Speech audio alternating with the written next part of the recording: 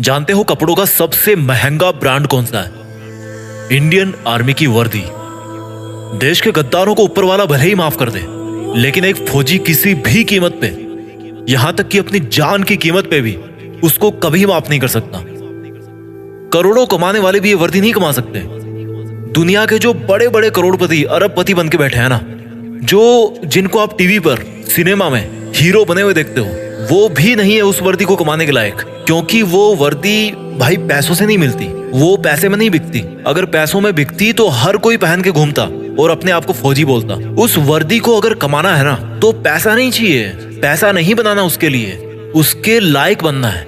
अगर उस वर्दी को कमाना है ना, तो खुद की जिंदगी, खुद की माँ की खुशी और अपने बचपन के सभी दोस्तों के साथ को कुर्बानी पे लगाना पड़ेगा। और इस कुर्बानी की हिम्मत जिसमें होती है, वही फौजी बनने के लायक होता है।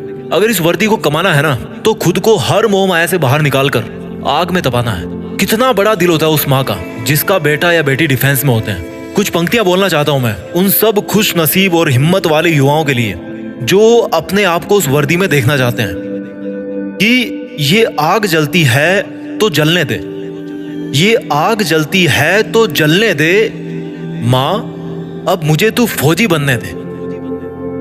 जाना है उस जगह, जाना है उस जगह जहां सुना है मन के मौजी बसते हैं। जाना है उस जगह जहां सुना है मन के मौजी बसते हैं। बहुत देख लिए दुनिया, चल अब फौजी बनते हैं। बहुत जीली नाकाम जिंदगी, चल अब देश के लिए कुछ काम करते हैं। फर्जी के रिश्तों में जिंदगी बर्बाद कर डाली, चल अब जिंदगी देश के नाम करते हैं। अब फौजी बनते हैं। ये सरहदें पुकारती मुझको है, ये आतंक की बदबू ललकारती मुझको है।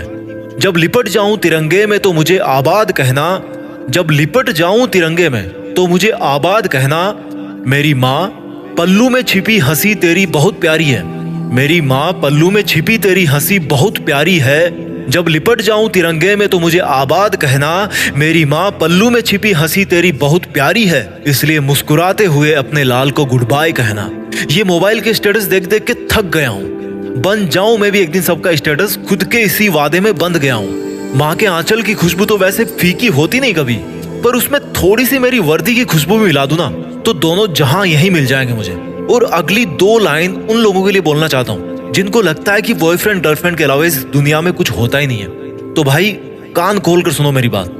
बेवफाओं की इस दुनिया में हम कभी वफा ढूंढते थे। ये एक फौजी की तरफ से लाइंस आपके लिए कि बेवफाओं की इस दुनिया में हम कभी वफा ढूंढते थे।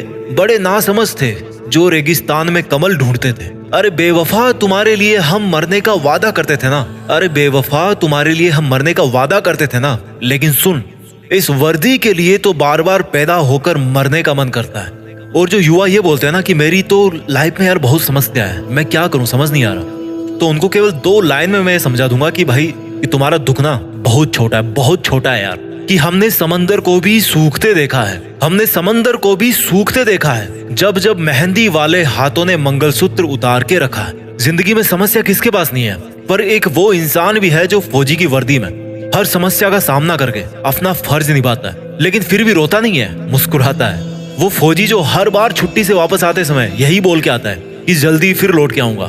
लेकिन ये किसी को नहीं पता होता, उसको खुद को भी नहीं पता होता कि वो फिर जल्दी कब आने वाला है ना हिम्मत, है ना हिम्मत। मैं जीत फिक्स के मंच से उन सभी फौजी भाइयों को सलाम करता हूँ और उन पोटेंशियल यूथ को मोटिवेट करना चाहता हूँ जो फौज में भर्ती होने का सपना अपने मन में ठान चुके हैं। क्योंकि दुनिया में देश का नाम करने का इससे बेहतर कोई दूसरा तरीका नहीं हो सकता।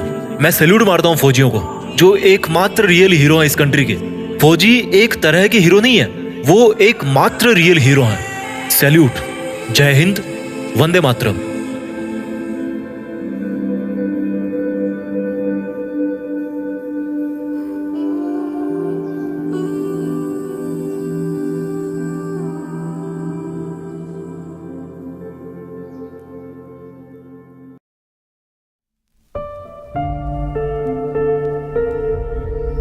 जीत फिक्स।